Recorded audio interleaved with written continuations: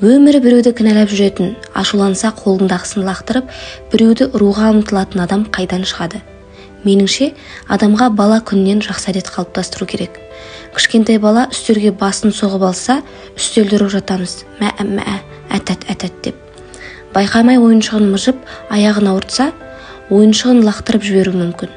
Мұндайда қанша кішкентай болса да, сен өзің байқамай басып кеттің, ондай болады, ойыншықтың кінәсі жоқ, әр затты аялауымыз керек. Басып кетпеу үшін бір шетке жинап қояйық деп, байыппен үлкен адамша сөйлесіп көрдіңіз бе? Қылығына күліп қана отыра берудің орнына. Сөйтіп өсіріп келе жатамызда, бір күн аяқ астынан 5-ке келдің ғой, 10-ға келдің ғой, үлкен болдың емес пе деп әңгіме айтамыз. Оны ұқпаса миы жоқ дейміз. Осы біреу бала ашуланса сондай, шалынса жерді кінәлап тепкілейді дейміз. Сөйтіп балаға еш жақсы нәрсе сіңірмейміз.